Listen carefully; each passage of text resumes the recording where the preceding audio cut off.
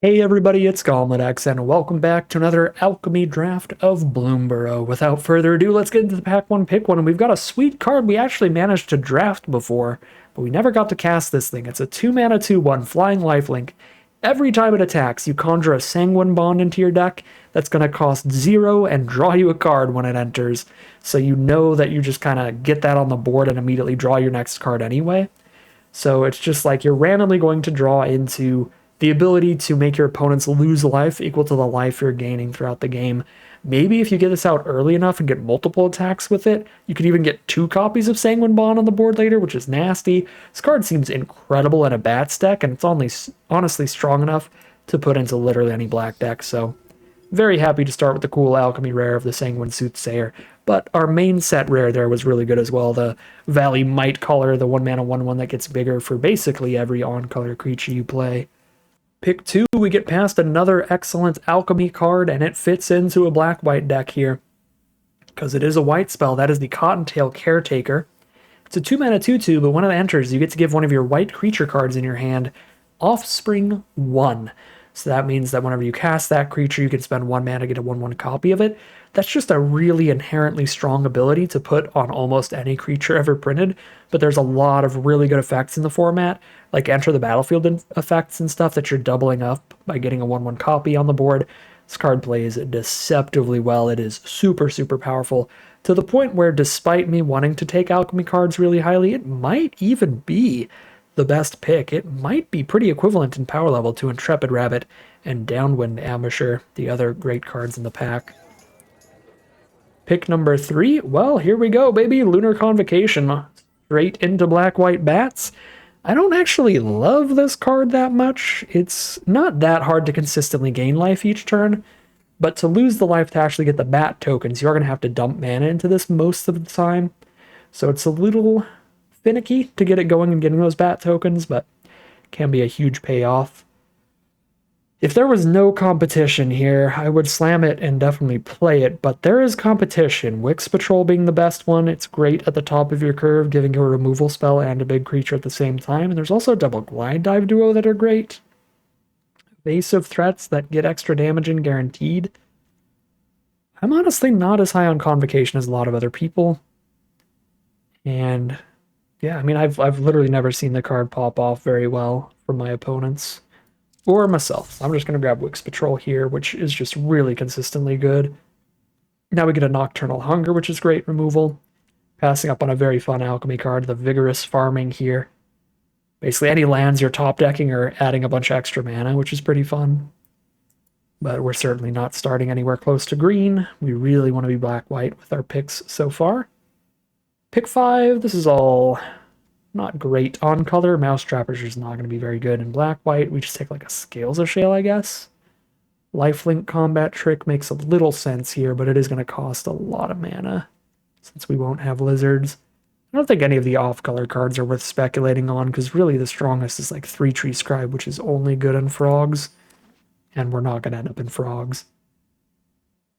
If I'm not playing white, I'm still definitely playing black with all of these spells. Pick 6, alright, Sandcloud Harbinger looks great for a bats deck. It's just a big elemental horse from like Amonkhet or something, but it does work well because whenever anybody plays a desert, they draw a card and we gain 3 life. So it is going to be triggering all of our life gain cards, and other than that, it's kind of a roulette wheel. It might not actually be that good because each player gets 3 Sunscorched Deserts into their deck, and whenever they play them, they draw a card. So technically, it's a bit of like a gamble, where maybe your opponent gets all their card draw first, and you get yours all later, and you've actually just benefited your opponent. It's kind of weird, but it could be fine. I'll take this random tool to potentially fix, because I don't think I'm going to play a bunch of copies of Scales of Shale unless we get pushed black-red. Pick number 8. Alright, that's a late Carrot Cake. Decent sign for white. Pretty happy to see that, because we would like to be black-white with our best rare. And that Carrot Cake, again, deceptively good because of all the scrying you get while getting chump blockers, but the synergy for black-white is being able to gain 3 at instant speed to trigger your stuff whenever. Fine little Soothsayer. Obviously green-blue's open, but there's always going to be 1 or 2 open color pairs out of the 10. Grab a Share Pot. I would really rather cut. But this card can be fine if you go for some of the talent synergies, like the Builder's talent and the Scavenger's talent and stuff. Fun ways to build around it.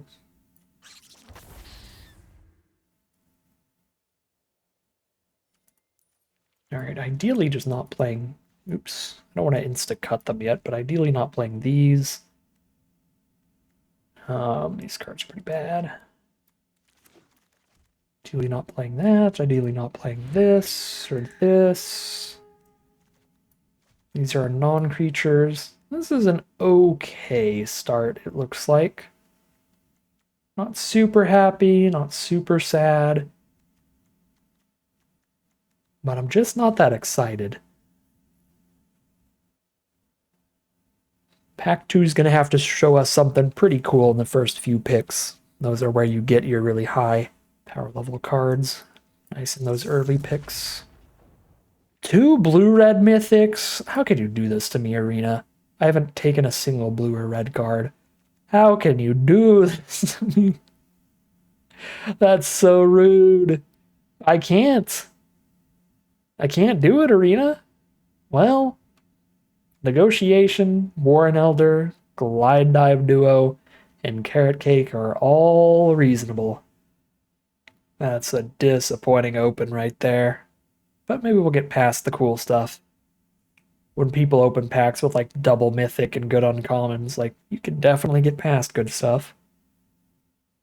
So hopefully the players around us open pretty well also. I'm gonna go for the Carrot Cake here, set up these early draws. Pack 2, pick 2. Well, it's not super exciting, but Bright Blade Stout is very nice for any deck, but especially decks that care about life gain, like a Sanguine Soothsayer deck. So I will take that a tiny bit higher than I will take Intrepid Rabbit. This is very close. It's just a very good card. Getting 2 creatures and a double buff out.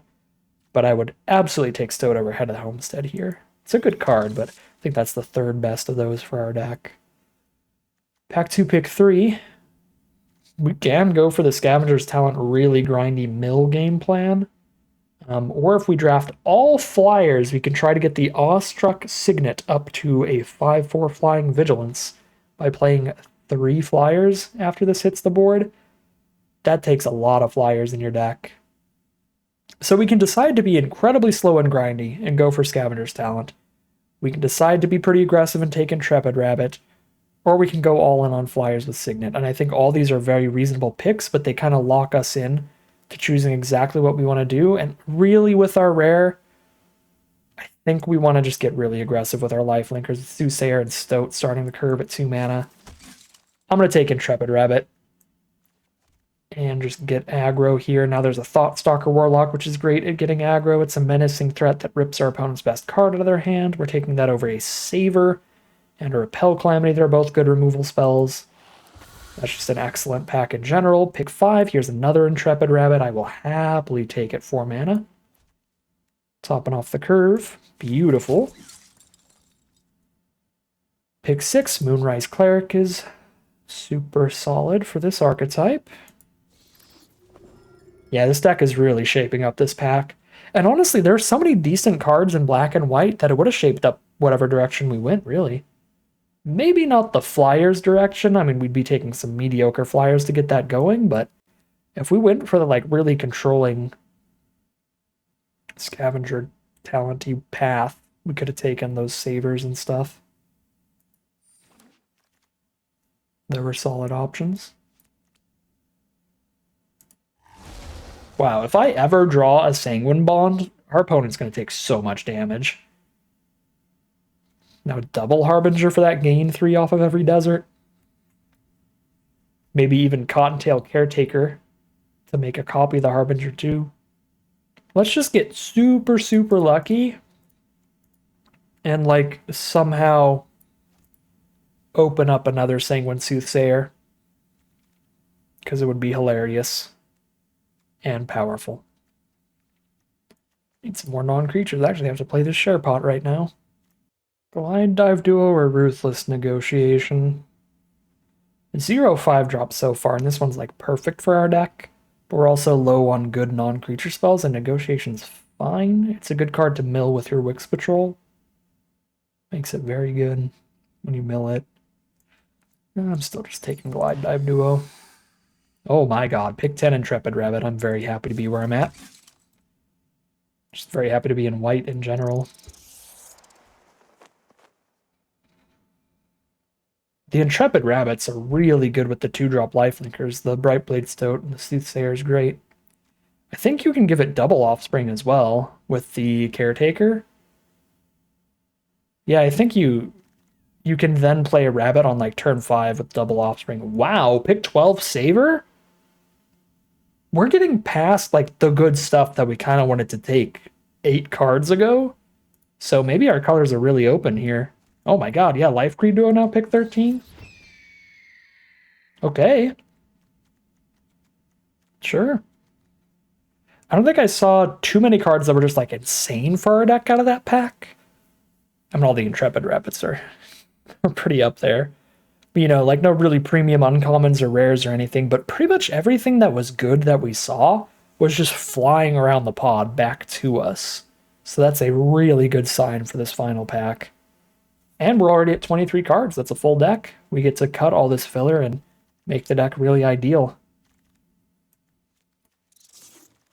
All right, pack 3, pick 1. What do we got? Wrenn. I hate you. I'm going to take this life-linking boar. If I've got a Sanguine Bond on board, this is going to deal another 4 from the 4 that we're gaining. This also just looks good in general. 4/5 lifelink, and now all your opponent's spells cost them life to cast? Sure. Get in here. Get in here, my big boar friend. Essence Channeler, we're living the dream.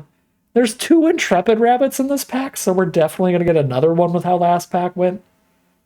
I have too much stuff at 4 mana. This is a little bit of an issue, but my god, is Essence Channeler good in this deck? You know what else is good in this deck? Patchwork Banner on Rabbits, with all these Intrepid Rabbits and the hop to it, and the double Carrot Cake. Essence Channeler just has to be better, though. We are such a consistent life gain deck. Pack 3, pick 3.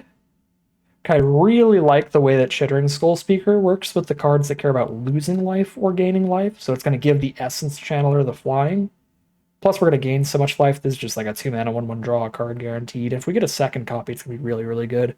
We might actually be cutting Carrot Cake at this point, just because we have so many other 2-drops that I think are all a little better. We get to cut the hop to it, just go full on the life gain theme, kind of drop the go wide theme. Sure.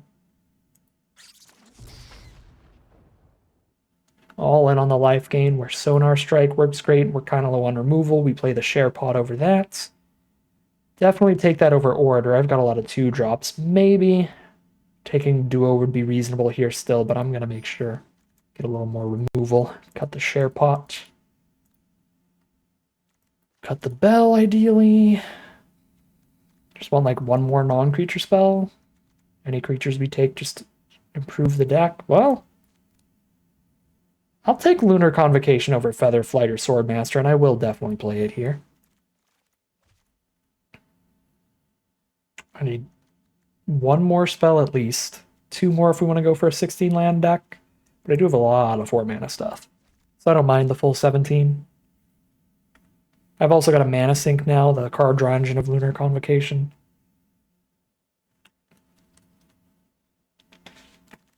Yeah, I'm probably going to go 17 lands here. Pack 6. Is there anything to rare draft? Nope, I got a playset of it all. Let's grab an uncommon. Okay, let me I'll put the 2 Carrot Cakes back in for 16 lands right now. But I think I will cut the Carrot Cakes for Life Creed Duos 1-for-1 here.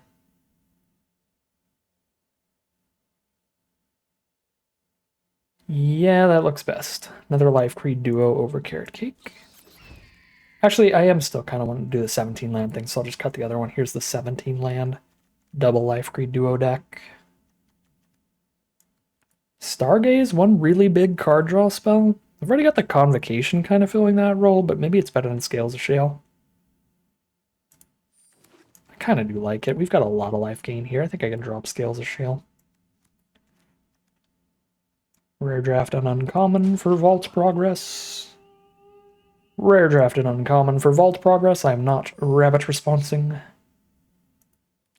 It's 18 creatures, kind of a lot of creatures, but that's fine. This deck looks fun. If I ever draw one of my 0 mana Sanguine Bonds, we're gonna go so wild.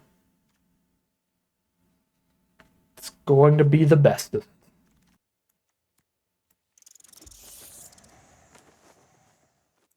Wow. Alright, pick 12 Glide Dive. Also pick 12 Moose. But I'm gonna play this Glide Dive duo over Soothsayer, probably? Yeah, since we're on the 17 land version, we can up that curve a little. Alright, we got a whole deck at the ready. It's time for some free Sanguine Bonds all day long. Soren would be proud.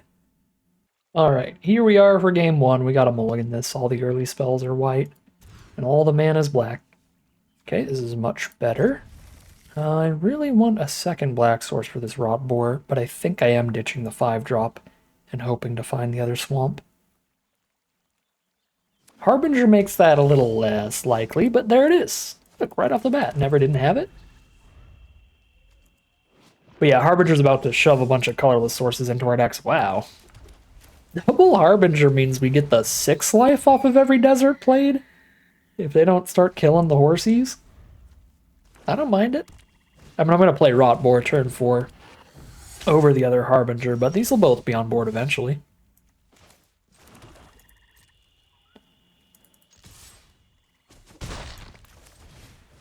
Everybody gets some sun-scorched deserts. Yay! I don't know. I mean, this card definitely synergizes well with the life gain triggers. But I feel like it's going to be a little annoying because it like locks in some flood for everybody. Put lands in the top 10? No! You're an actual monster. Not the Rot Boar. Not the Rot Boar. I mean, double Harbinger is also pretty bad for them. So at least there's that, but... Oh, God. Now I'm going to have double Harbinger. I'm going to have 6 deserts in my top 10 here. And my hand is all lands already.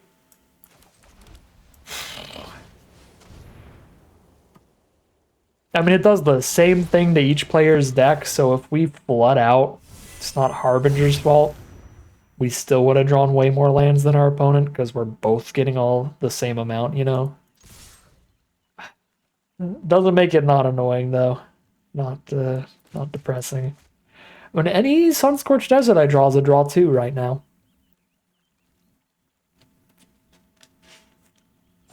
But I guess all theirs are draw 2s also. But they draw 2, I gain 6. Whee!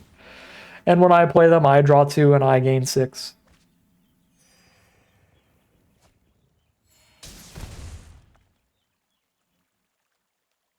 God, these Harbingers are like secretly traitors right now. Absolute villains. No, and they get to kill one before I've drawn any cards off of it. So they're... Ah... Why weren't you 1 card sooner? Now they're objectively up a card because of our Harbingers. Okay, maybe this card just sucks. Because that is true, that if your opponent draws the desert before you, and then they play it and then kill your Harbinger, like, you just gave them a card for free, and you didn't get any cards. This was a corner case where we had both Harbingers, so I still get 1 card off this desert. But, yeah, that is a really bad time if your opponent draws their deserts before you. Great. I mean, I have infinite life at least, I guess.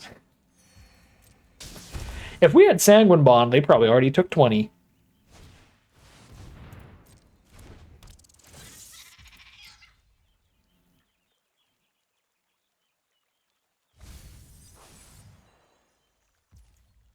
They're hitting all the deserts.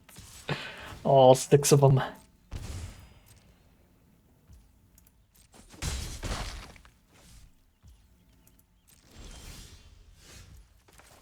That's the best land I can draw. But it is still drawing a land.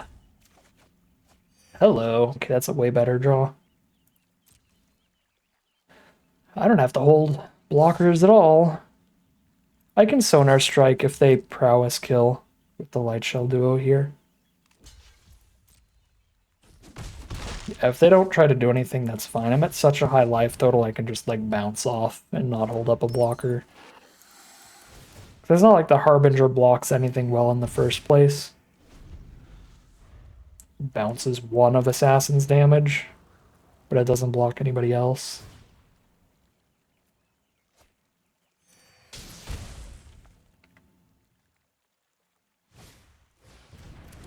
This is like really funny that they've hit 3 deserts because of double Harbinger.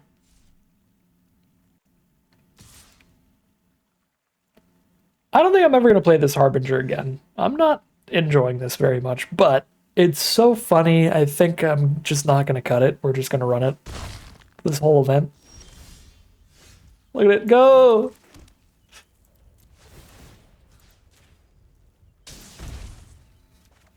I mean, maybe it is just worth it. I'm at 32. But I have had other life gain. Now they can Dour Port Mage back their Thoughtstalker Warlock, I guess. A little annoying. I guess I have to Sonar Strike something just so they don't get to do anything with that.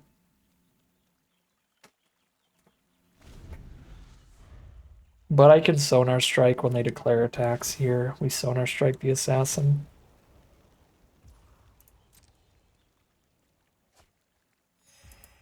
There's so many Sun-Scorched Deserts. They've hit 5 of them. We've hit 4 of them. We flooded everybody. Oh, it's so funny. Oh, that's instant speed? Oh, good God. Okay. Well, they're probably going to Port Mage a tapped creature back, and then I respond by Sonar Striking. Yeah, I can't Sonar Strike until that ability is on the stack. Or else they 2-for-1 me real hard. Tidecaller Mentor, no threshold. My turn. Oh boy.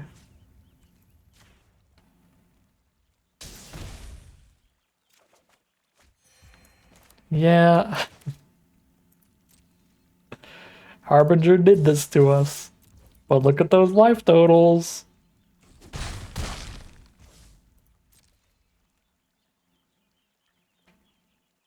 This is so goofy.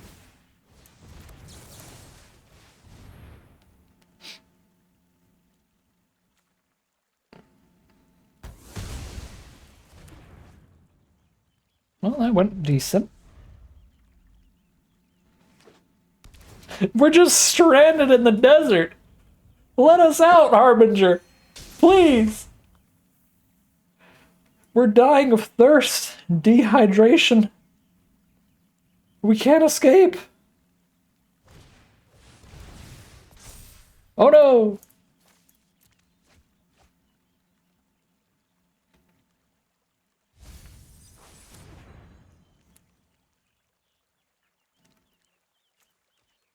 Oh, I think they surveilled to both to the top. Maybe that swamp they surveilled to the grave. They surveilled something to the top. No! Scales of Shell on the duo. Oh, we were so close. We were getting so close. Now we're so far away again. We're still at well over our starting life total.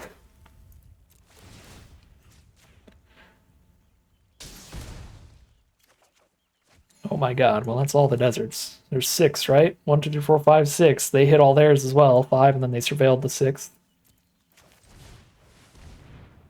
I guess we balanced out the card draw. Because one of their deserts drew 2 instead of 1, but we are going to play one more desert than they are.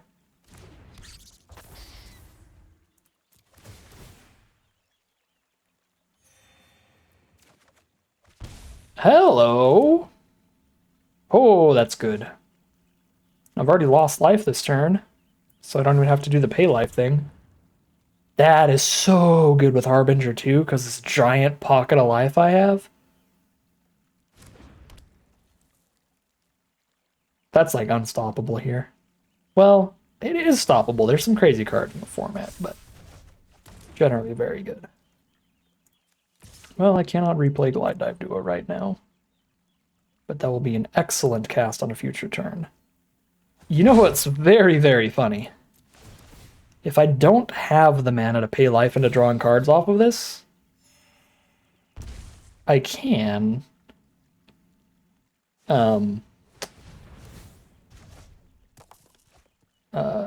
shoot myself with Sunscorched Desert, but I'm definitely going to have the mana. I have 5,000 deserts.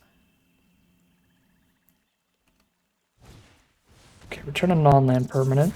So they bounce the token. We just make a new one. Oh no. Valley Rotcaller is going to win this game if we don't find removal for it. That is more than enough life drain to get ahead.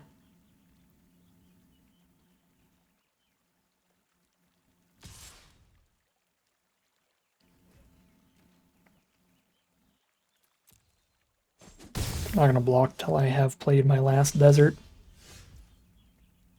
Okay, Intrepid Rabbit is something. 5, 6, 7, 8, 9, 10, 11. I have the mana to play both of these, maximum mana, and draw a card off Convocation. So that is the play.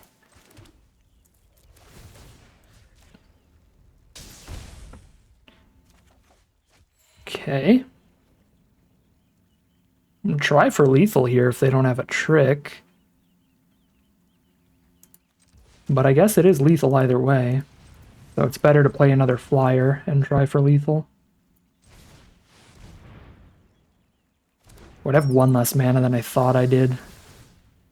I will not have the mana to draw the card if I offspring a rabbit. I have to do it without the offspring. Oh yeah, and this is also not lethal, it's close. But not yet. Dang it, I needed to shoot myself with the Sunscorched Desert. Oof. To get the bat token. Dang it, yeah, I should have pinged myself with Sunscorched Desert, that was bad.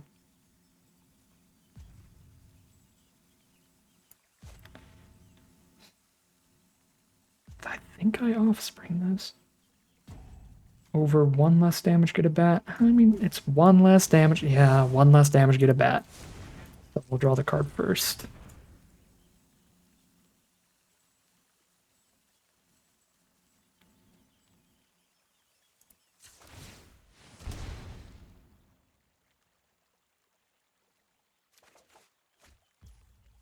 Could just play a bigger flyer then.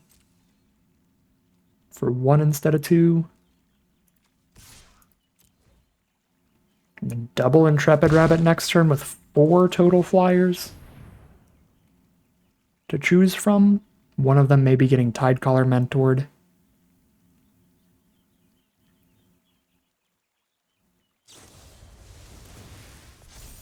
Bounce the Convocation to not get the bat token here. I guess they also don't lose the life there. That's a little rough. Yeah, and then here's the Rotcaller gain 3. If they've got a Scales of Shale, this sucks.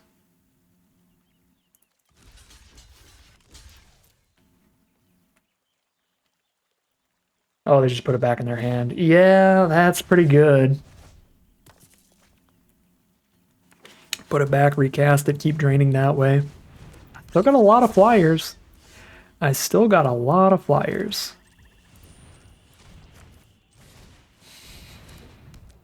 White, 1, 2, 3. Oh, I can only play one of these rabbits. Oh, they already concede. It is lethal on board if they have nothing. 3, 4, 5, 6. So apparently they have nothing. Wild game there. Super long, super weird game one. I guess in the end, getting stranded in the desert was beneficial. We had such a massive pocket of life. They just couldn't outrace us while we're both sitting there flooding, staring at each other. This is a weird but strong and fun deck. This Essence Channeler is going to be sick turn 3. This hand's insane. This hand is completely bananas.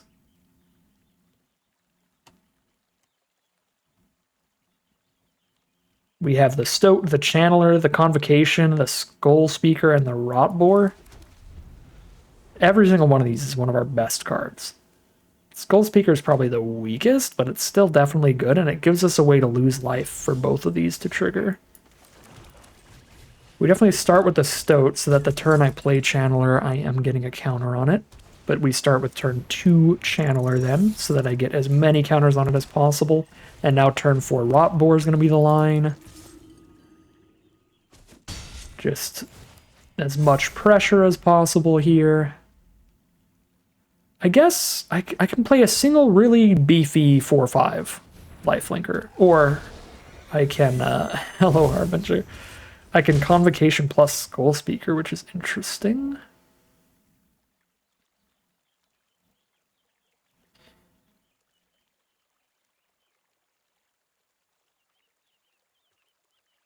I guess Stoat doesn't attack into the 2/4 body here.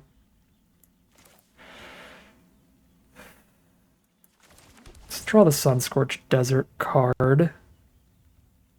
Could give Channeler flying by shooting myself and then play Boar. That's actually really cute. It's probably more cute than anything, but I'm going to do it.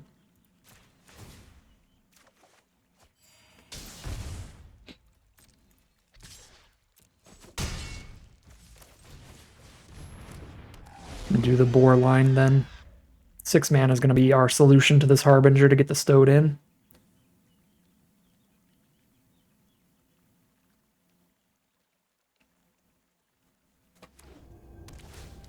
Hidden Grotto, Surveil 1.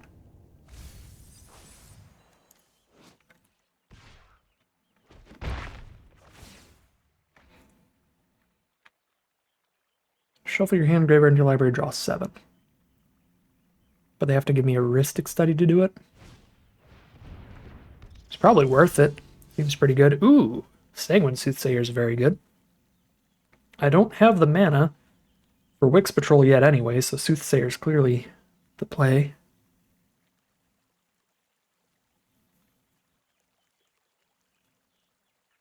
Could shoot myself with a Skull Speaker to get Channeler in here.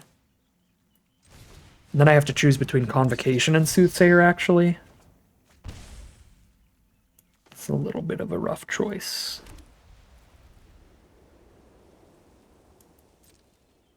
Like, I'd love to top deck a Sanguine Bond, but a Convocation on board starting to do its thing is a little more immediately impactful. Drain and get the bat immediately.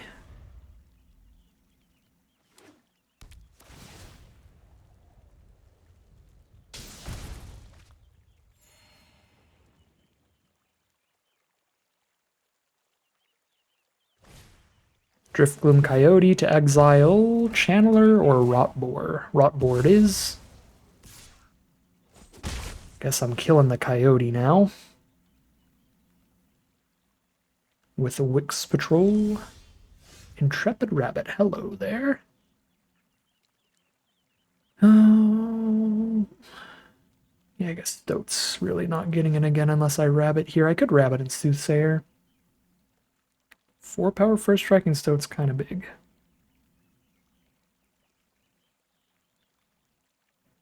Channeler's going to be 4 toughness then. They'd have to double block it. And have my pick. And the counters get to move somewhere else. Yeah, sure.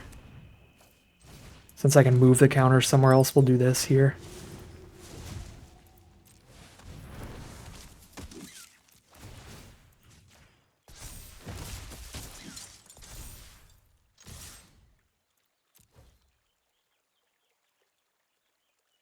don't know if we're supposed to chump attack with the 1/1 here, but maybe it gets 1 extra point of damage in.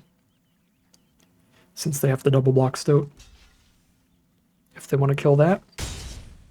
Nope, they just let the Stoat do its thing. Oh, that was rough for our opponent, because the first strike made it so the Channeler did not trade like they wanted it to. Yeah, they did not play around the first strike there. First strike triggering the Essence Channeler. Castrol, but they've got no birds on board except for Castrol, luckily, so no triggers here. And Thoughtstalker Warlock's the draw. I'm pretty sure all I need to do is Wix Patrol, their biggest blocker, and send the team. Yeah, there's the concession from our opponents. I guess I maybe did not have the mana value to kill the flyer yet. We saw 2 of our 3 mills, so maybe we would have hit a 5-drop there, but I guess we couldn't hit Castrol. We'd have to... Oh no. Actually, don't kill a blocker at all if I don't hit a 4-drop. Ooh. Hold up. This might have been a pretty bad Wix Patrol. Still had great attacks, and we're probably fine, but... 2-0 it shall be, heading into game number 3. Here we are in game number 3 against fellow streamer Lolaman, one of the best draft grinders out there. Probably Caretaker into double Stoat. If I draw a better card to Offspring, I'll play the Stoat first. So it just depends if I draw another white creature or not.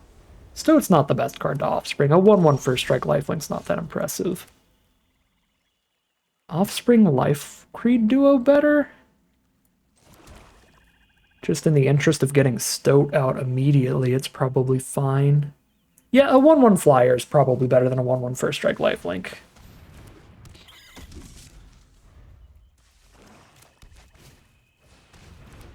I guess I could have Caretakered first here, actually. But then I wouldn't be attacking on this board, so that's fine.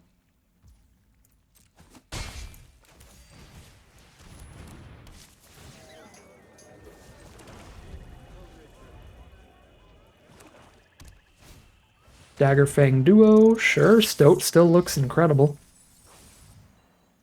Caretaker's fine here. It's already done its ETB, so I'll just block Marshstalker if he sends in. Needs to get the Threshold to reanimate. No attacks. That's the play. The double block gets Sonar Striked.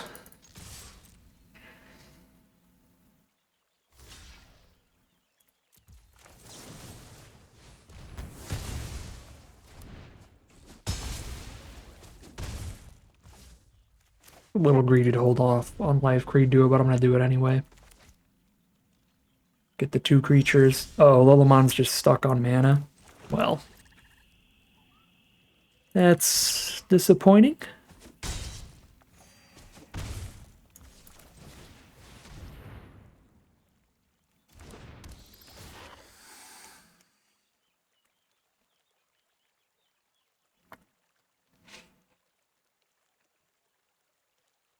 The consuming thing. Kill Glide Dive Duo, pick up a creature from graveyard. Let me draw a card.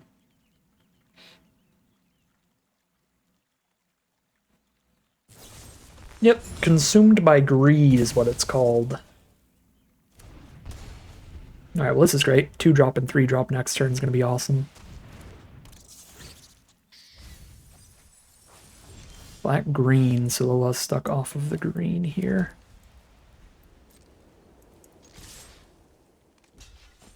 Double 3-drop instead.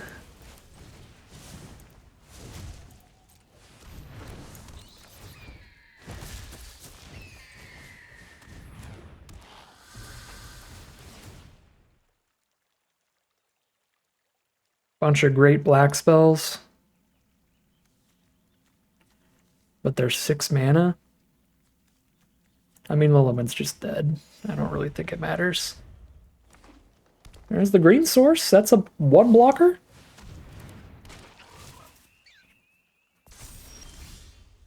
Glide Dive Duo. Yep. Looks pretty dead. Still 2 mana from the Wix Patrols.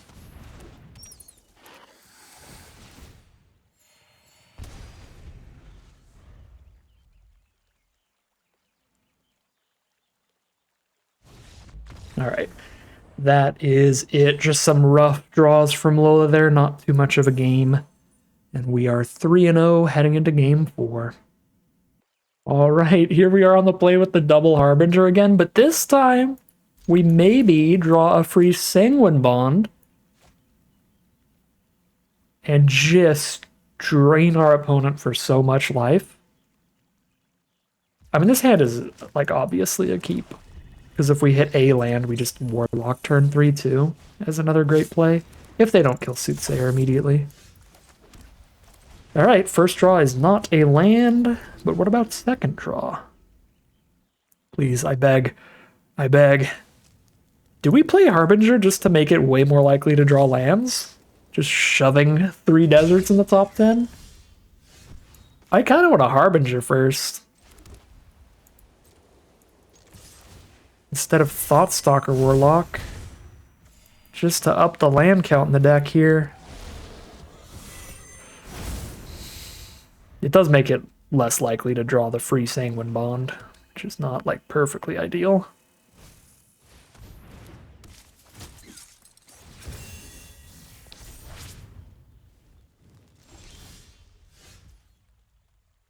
Well, still missed the land drop here. Let's put another Sanguine Bond in there for sure, before I do anything else.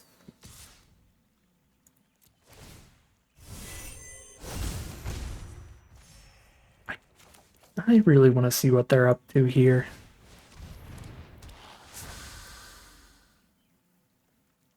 Oh, they're 3-color. They're splashing black. These are all red spells. So if they hit the red mana, what's the worst for us? Probably Mabel. Since they have 2 removal spells. Yeah. Yeah, even if I take a removal spell, they can kill something here. Oh, they got some fancy emotes.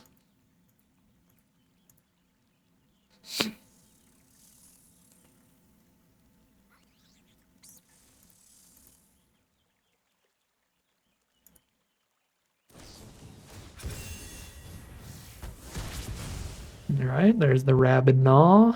Clear out the Soothsayer. But it's already put some Sanguine Bonds in here. We could find them.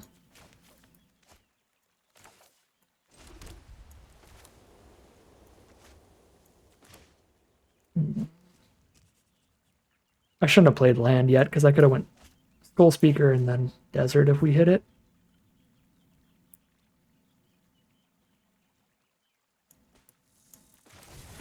Yeah, I think that was our best line.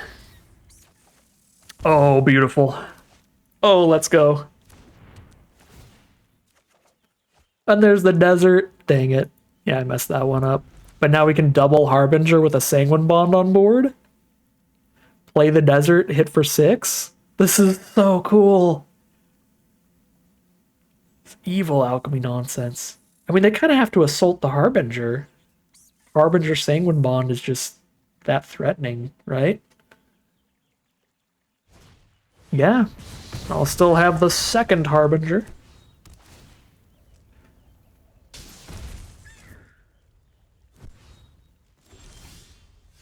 Cool. Although Glide Dive Duo first, since I did hit the land to hold on to the Desert for now. Glide Dive Duo Sanguine Bond is also a rough amount of damage for our opponent.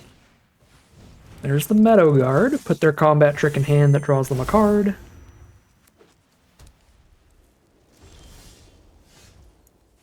And I could Wix Patrol, but I'm going to do the funnier and cooler thing.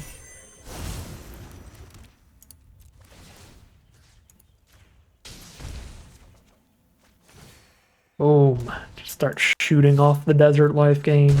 They're down to 5. Got another Desert next turn. We both got 6 Deserts in the top 10. Any of them shoot for 4 on my opponent, actually. Well, their Deserts shoot them for 3, but my Deserts shoot them for 4.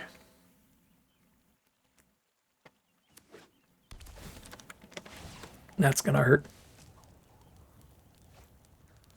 I think they might not have realized that I am always the one who receives the life gain, even if they do receive the card. Or they were just like dead on board anyway, so it's like, well, I need to draw a card here.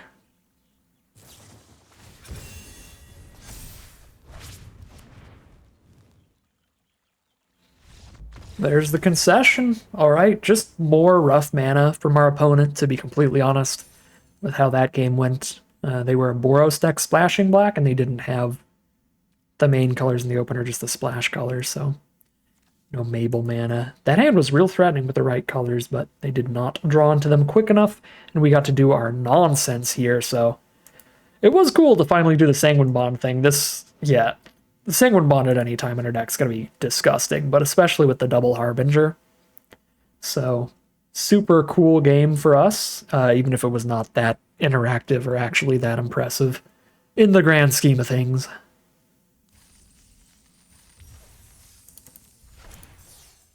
We are now 4-0. We're at that break-even point no matter what happens from here. All right, here we are on the draw for game number 5. We got an early saver and a Nocturnal Hunger. This is a very interactive hand. We might have to Warlock just to get them to discard a card. We don't get to choose what they discard with the way this hand curves, but it's still a good card as a 2/2 menace that makes them discard one of their choice. It's just an excellent card when you get to choose.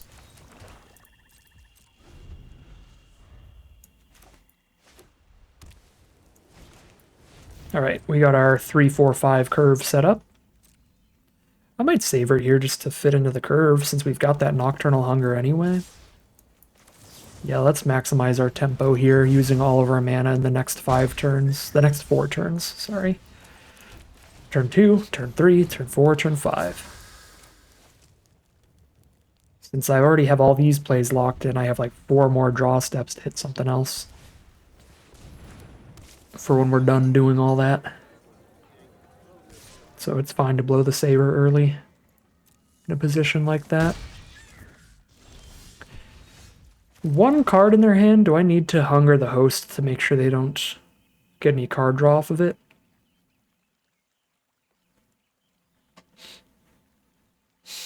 If that 1 card in hand is the 5 mana 3/2 and 2 1/1s, it'd be worth it. But if I blow this now, it's my last removal spell.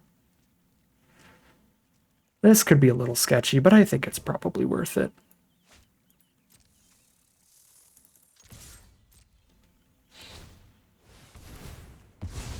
Unless they get like a black source here and they might be splashing in the green-black mythic.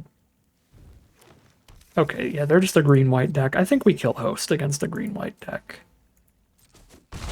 before they can draw any cards off of it.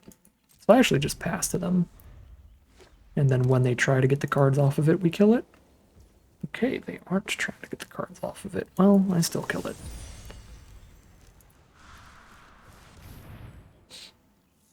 Maybe their last card is an indestructible trick. It is not. So they have a single 2/2 against all our stuff. Feels pretty gross right now. And you know what? I think Sanguine Bond is so strong in our deck that I would rather just play a Soothsayer and pass. Or maybe Soothsayer Rabbit without the offspring for tempo reasons. Would have been better. But I think Soothsayer over Glide Dive Duo for sure. It's just probably supposed to be Soothsayer plus Rabbit. No. Alright. Slight bummer. But we are still ahead. Yep, even through Intrepid Rabbit, we're doing great. We're in not quite a top deck war, but close to a top deck war where we're already head on board and life total pretty quickly, and I can make them flood out. But I don't want to do that yet.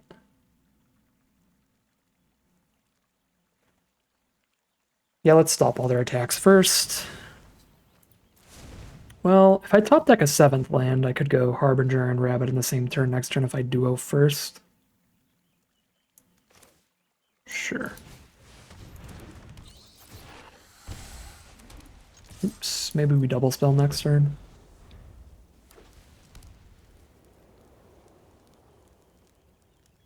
I guess Harbinger doesn't technically make them more likely to flood out, because any lands they do draw off of the Harbinger immediately draw the next card anyway.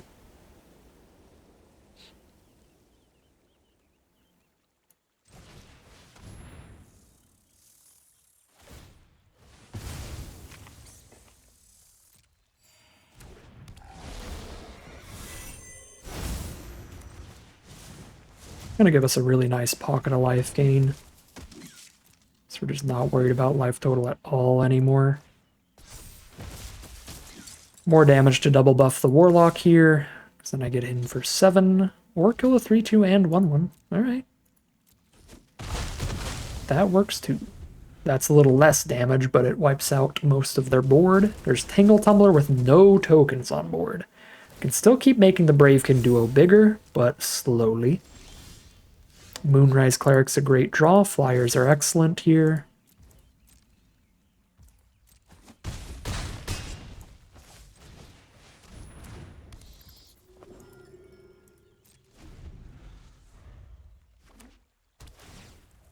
There's the desert, so they draw a card. To the next card.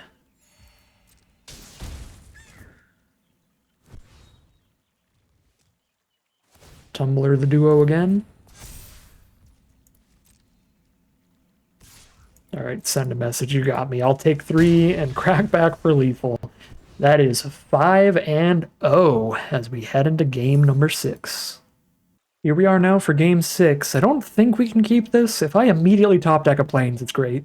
But I need to hit that, and I need to hit it fast, because the black spells are 5 and 6 mana, so I cannot survive off of Swamps alone. Yeah, I think I need to mulligan that. This is much safer. I can Caretaker the Harbinger, so I could play 3 Harbingers this game. Snap keep, right? Actually get rid of Convocation. We have no life gain or life loss. Wait. Harbinger Convocation is a combo. Let's play it real slow. Goodbye, Intrepid Rabbit. It'll be the slowest game of the day. Kind of want to Caretaker the Cleric now. I could also Convocation into Harbinger first. Choose later.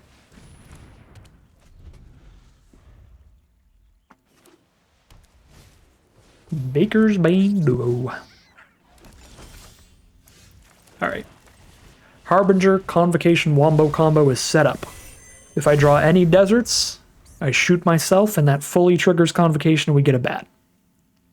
Which is absolutely hilarious.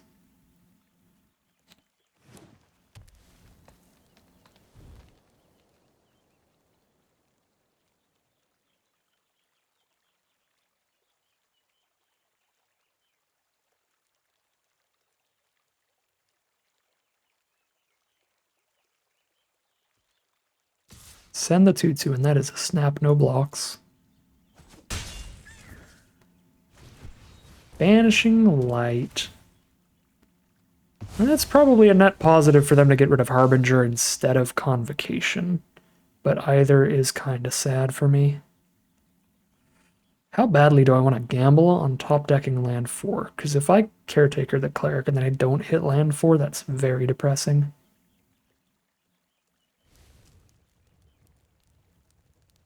I think I just run it out. If they don't kill this, I can attack, gain a life, and draw the card towards the next land, and still have 2 mana up for Caretaker or Strike, depending on if I draw a white creature or not. Yep, Strike for the Rampager.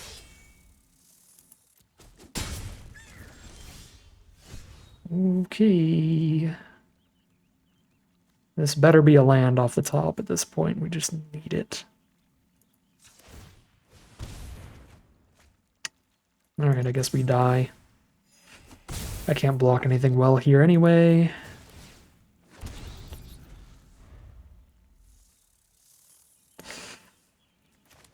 Ooh. There's a lot of lands in our top 10. There's 3 more than there were going to be now. The deserts are in there.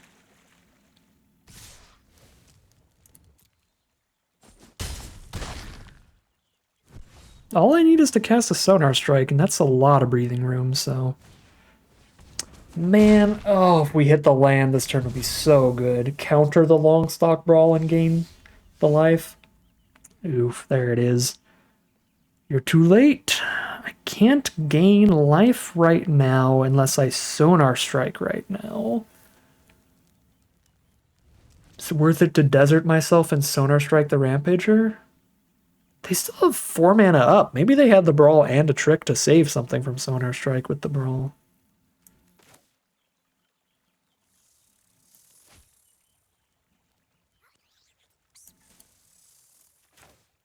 I'm on the Sonar Strike prey. Did they have Brawl plus Trick? Probably just going to remove my bat so I don't gain life. They had Brawl plus Trick. Christmas land over there. I still gained the life, correct? Yes. Okay, so I can savor the Rampager since they didn't give Indestructible, and I can get another bat token by shooting myself because I gained life. Did they have Brawl double trick? No. Good. Good. Alright, well I super win the long game, so I'm gonna have the double bats on a double block. Fountain Port definitely helps them in the long game, but it's not going to be as good as Convocation over time.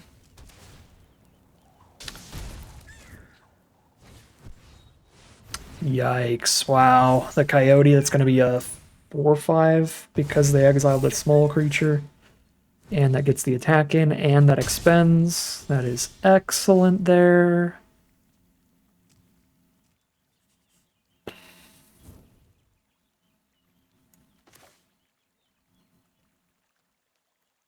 It's all just been painful.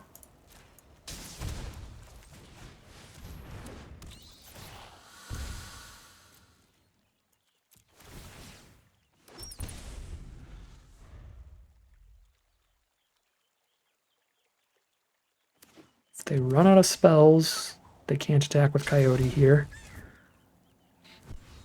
Because I can triple block. Nice. I don't have any way to gain life right now, do I? No, this is no built-in life gain. So we need the Soothsayer. Oh, wait, no, I can eat a food. I can spend 2 to eat a food, 2 to play a Soothsayer. And 2 to draw a card. And I actually desert them this time.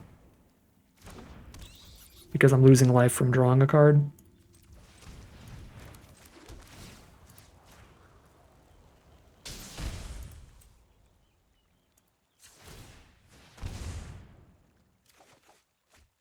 Cool. Now I've gained and lost life this turn. And we pass. Playing the defensive.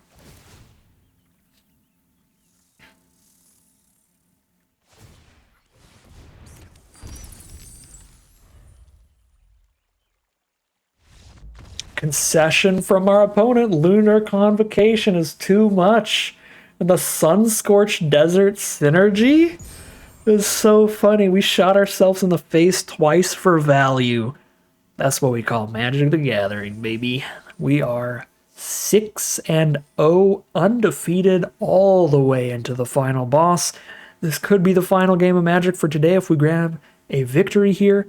If not, we got 3 rounds in the chamber to get our final victory for a 7-win run today. Here we are for Game 7. It's the final battle. Will this be the one time our boar remains on board? I do need to draw another swamp for it, but we are on the draw. Oh, wow. Oh, wow, wow, wow. Start with Soothsayer and hope for no cheap removal. They are green-white, so it needs to be Banishing Light, unless they play like a 2-drop and a fight spell in the same turn. I just need to get 1 attack off with this Soothsayer, and I'll win the game whenever I draw that Sanguine Bond. If I get 1 attack off with Soothsayer, we win. Oh, they got the big fancy trophy. Look at that thing. That's the Infinity Gauntlet of trophies, and that's how you know they got the big bucks. It's the Banishing Light right there. That's why they've got the trophy. Because they've always got the goodies. Well, Life Greed Duo. So when I play Essence Channeler, it immediately gets a counter.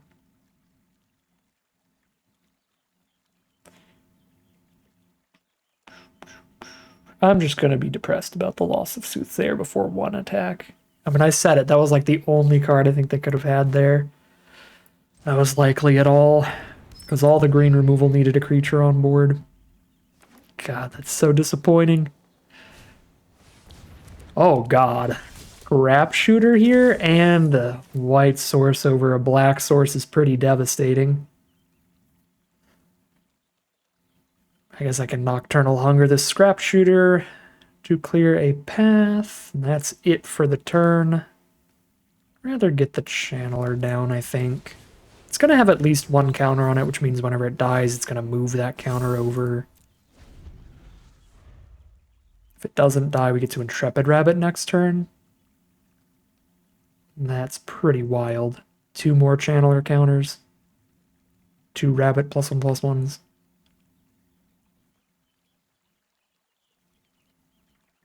Yeah, this hand should have more than enough life gain to just take a hit or two from the 4/4, and they have to consider leaving it back if they don't have great reach blockers outside of it. All right, send it in it is. You got it. Happy to take the 4 with the amount of life gain in this deck. It's Polywallop or something. Longstock Brawl, sure. I'll get the counter on Life Creed Duo then. Or they can double removal. Nope, no double removal. There's Warren Guard with no tokens. We're doing fine, but missing this next black source is disappointing for sure. So here's the power toughness we need to block and kill Scrap Shooter. 1-for-1 trade into that. This also puts life totals in our favor. That was still a great turn. We've got the, what, +1/+3 untap a creature trick. That's a fine 1-for-1 trade on the duo. Feather Flight? It doesn't actually do anything. It's fine. There's the Head of the Homestead for extra Warren Guard damage. Sure. Alright. Yeah, we're still looking fine. Life totals are pretty even. Our hand is really good. If we can find just one more black source. Missing a land drop is pretty devastating to this hand, though. That's fair. And they have 1 card in hand. I can, like, Nocturnal Hunger the Scrap Shooter, trade into the Warren Guard, trade into Head and a 1/1. They're down to, like, a single 1/1 on board from there.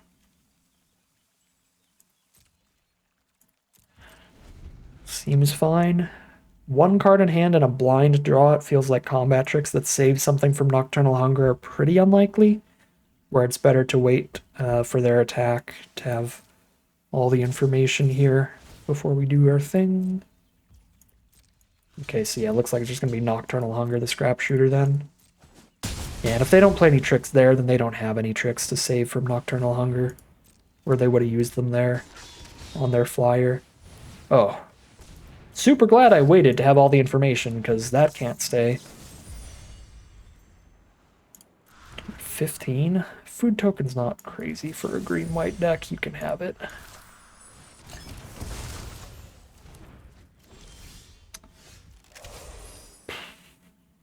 Wow, that draw sucks. Again? These creatures are so bad right now, and so incredible in almost every other spot. No white creature in hand Caretaker, no card in opponent's hand Thoughtstalker.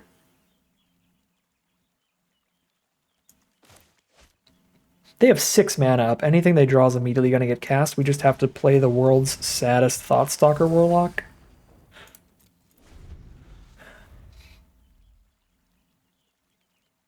Because they can't not play a creature. They have too much power on their board to sit here with a single 1/1. The top deck is Intrepid Rabbit. Yikes. I'm just begging for a swamp here. I don't even need draws nearly that good. Please, Arena. Oh my god, we're just dead. 9 damage, go to 6? A 4/5 lifelinker would be basically immediately not dead anymore. But I need exactly swamp now. Alright. Bad draws are really bad this game. We drew one land and it was a plains.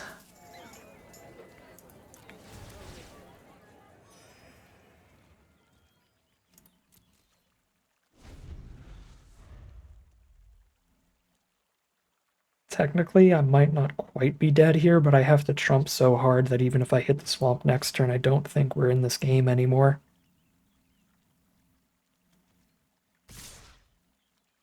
Yeah, I just think this is over, right? I have to double chump. 1, 2, 3, 4, 5. I guess I only have to single chump. There's no route to victory from there.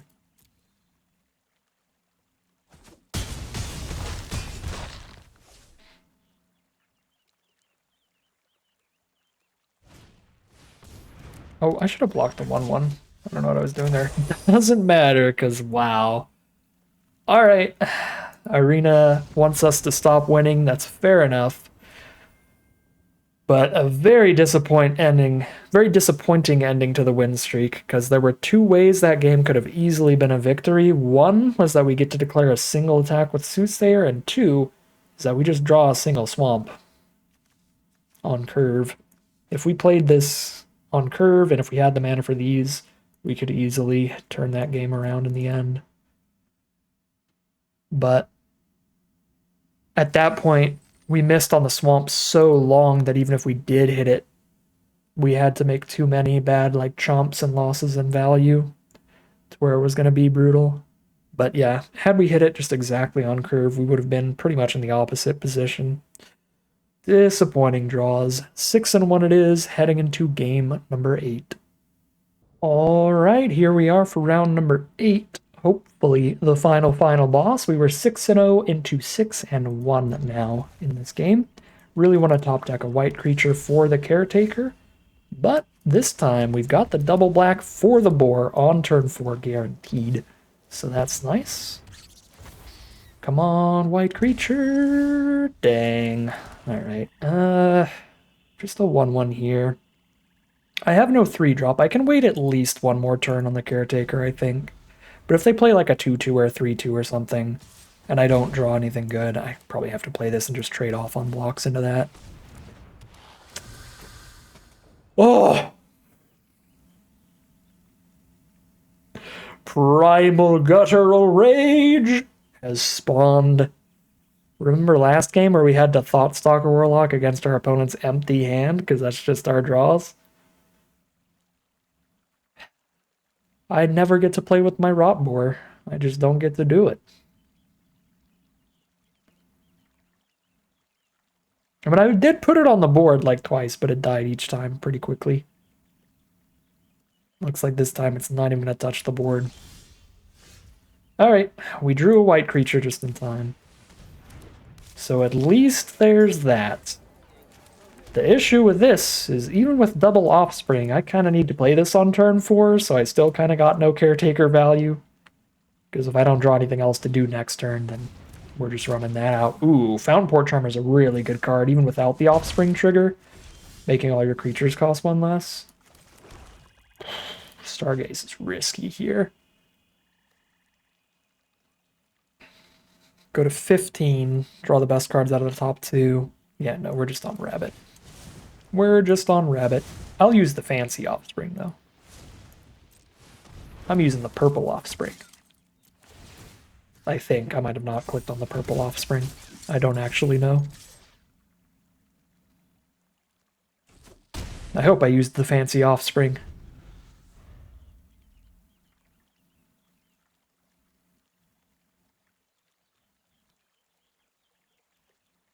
Should be a decent matchup for Flyers, especially with Wix Patrol in the hand to clear out one of their reach blockers. So hopefully a Glide Dive Duo and a Dream is enough here. Bushy Bodyguard for 1 mana. Very efficient. Little 1 mana 4/3 thanks to the Fountain Port Charmer. Yeah, do that. Save the 1/1 to double block Warlock later. Land 5, let's go. And then land 6 Wix Patrol next turn. 17 to 13. There's their land 4. Hunter's Talent. The mythic uncommon from the set. Busted card. Removal plus winner of all board stalls. Trampling over anything we do. Drawing them extra cards. Yep, that's a nightmare.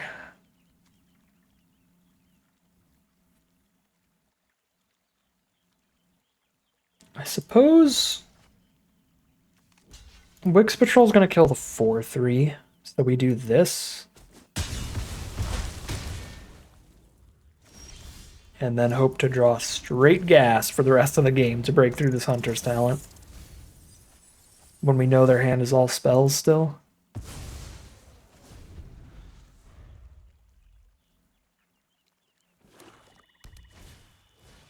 Bandit's Talent. Go to like 7 here. Goodbye, Stargaze, I guess.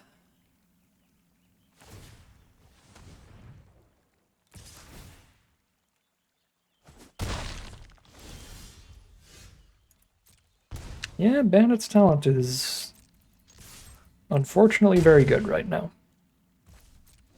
I have to take another 2 here because I have to just Sonar Strike the Warlock. Oof.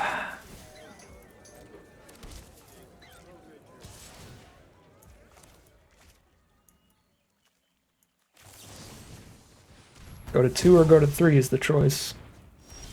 Go to 3 it is. Yeah. Ooh. 6-0 into unwinnable games is just the worst feeling in the world. Undefeated into all losses. 6-2. We have one last shot to turn things around. And here we are. I swear to God, this Rot Boar is just a terrible omen, but this is not a hand you should ever mulligan. Information we have here. This is a slam keep on the play. So far, so bad on hitting that swamp. It was a 3-lander from the start, but it does want to draw more lands. And we have drawn 0 so far.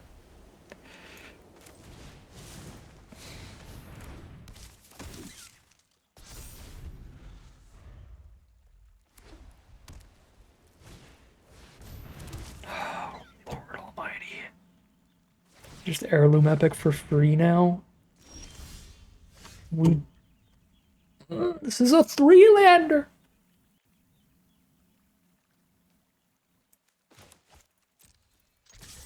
This is turning into the high blood pressure draft, baby.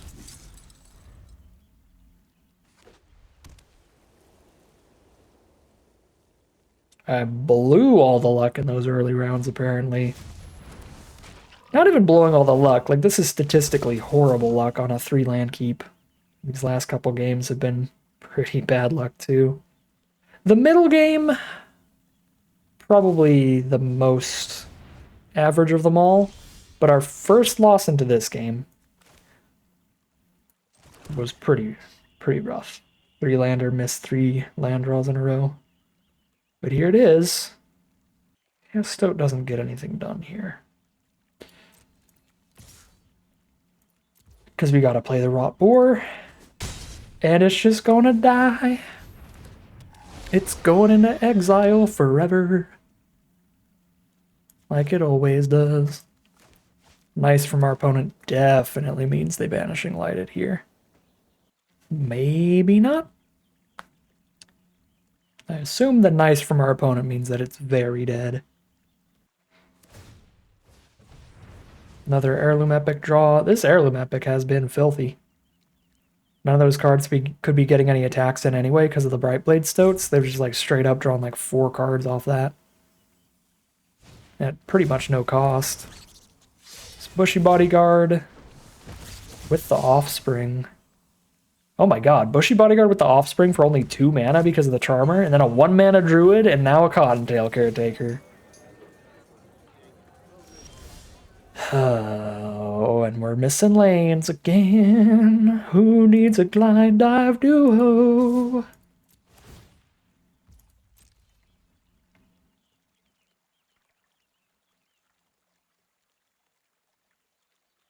I can only cast one spell here, so it'd be really easy for them to kill the rot boar, but they are not even gonna try. They literally just need to cast a rabbit response, and we can't possibly win this game now. Just +2/+1 to everybody. A Warren Elder works as well. +1/+1 to everybody.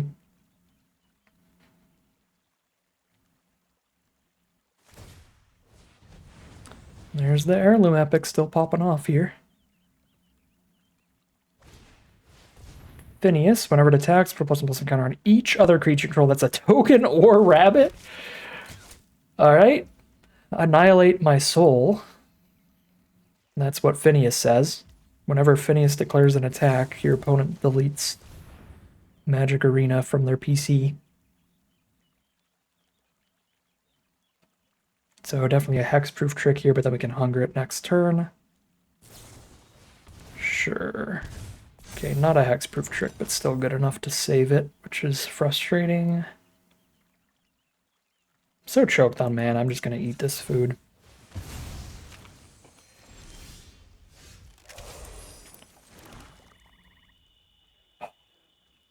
I still don't think I can let Phineas get like a single attack in here. Even if our opponent's down to 9, and Glide Dive Duo would be a pretty threatening play against a single reach creature, I think I have to Nocturnal Hunger Phineas instead still.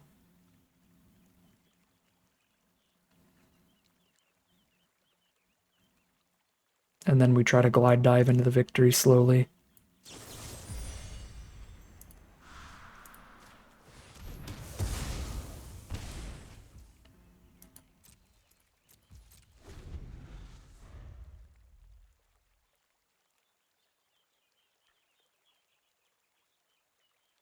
I can't imagine this deck has no copies of Rabbit Response, though.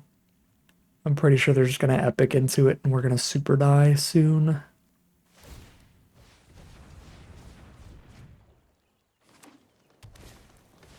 Strike Force. Not quite big enough to stop Glide Dive Duo from getting in.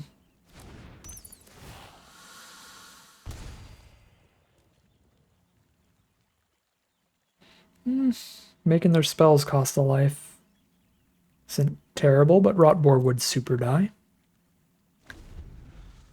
They just block with a 4/3 and a 2/2. And I only kill one of the two. Alright, let's play the best we can against +2/+1 to everybody. And see if it's lethal out anyway. If it's lethal anyway, it's lethal anyway. And it probably is, honestly. Wix Patrol coming up. +2/+1. This can't block anything but a 1/1. And even if I block a 1/1, it trades off. 3, 4, 6, 7, 8, 9, 10, 11, 12, 13, 14, 15, 16, 17, 18, 19, 20, 26, +6. But I gain 6. That's exact lethal if I don't block with Glide Dive Duo. Man.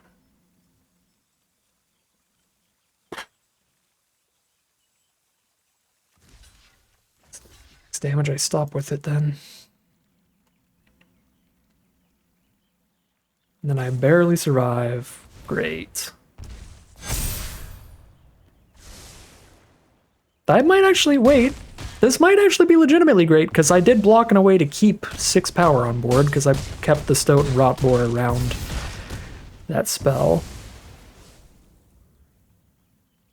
No follow through, no follow through, no follow through, no follow through. Don't do it. Don't cast a blocker. Don't you dare. Tap land? Oh my god, they didn't cast a blocker? Please. I'm begging for a 7 win. It's been so long. The oops from opponent? Oh! It's only been 2 drafts since the 7 win run, by the way. I'm just feeling spicy today. Okay. We have dodged the 6-0 into 6-3 run. It's a 7-2. Things got real rocky in those last few games. Oh my god, this is our mana curve and we were mana screwed twice? Alright, well. It happens. It certainly happens. No, our mana curve is worse than this because these are 4-drops. We were stuck off of 4+ a while. The 5s. We had all our 5s and 6s in pretty much both those games. Yeah, and we got the Stargaze as well, is also a lot more than it looks. Stargaze was the biggest underperformer. We never even cast that thing. Card just always looked pretty bad. Biggest overperformer? Sand Cloud Harbinger. Good God, this card is good. In a bat deck that cares about gaining and losing life. That whole first game was super weird and everybody was massively flooded. And I was like, I don't even know if I like this card. Like, what if they play a desert to draw a card and then kill it, and then you don't draw any cards off your deserts? Stuff like that. But wow. Shoot yourself with a desert and gain 3 while you have a lunar convocation on board? That's the truth. Shoot yourself with a desert when you have Essence Channeler on board? That's the truth. Actually, very relevant stuff. For black-white in particular, this card can gain and lose you life in the same turn off of playing a desert. So that played a lot better than it looked. It looked weird and doofusy and like it would be good with Sanguine Bond only, but it actually found some other synergies, the biggest being this Lunar Convocation, which was another one of our biggest overperformers. There were some games where it sat there a lot of the time doing nothing, but once it got going, it pretty much always won. So that was really nice as well, and the deck as a whole was just fantastic. Just a lot of synergistic rares doing their thing. We finally got to keep the boar on board all game long and attack for lethal with the boar for our last victory, so that was nice. Nice comeback for the rot boar after all those games where it just died without doing anything. Yeah. Sweet run, not much to say, 7-2, but you saw the losses. It was just some variant stuff. The deck is very strong and is absolutely capable of getting many 7-win runs with solid luck there, and I'm glad we did not get the 3 losses in a row to kick it off, that trophy run. So maximum prize out at 2,200 gems and 6 packs today. But that is going to end today's video. As always, I'd like to thank my patrons and YouTube members for their support, as well as you for watching the video. If you enjoyed it and you're interested in seeing some more, you can always like, comment, and subscribe to tell the YouTube algorithm to send you some more in your recommended feed. If you'd like to catch me live, you can check out the Twitch channel in the link in the description below. If you'd like to support the channel directly, you can check out the Patreon link in the description below. But other than that, as always, thank you very much for watching, and I'll see you again soon for some more Magic Arena.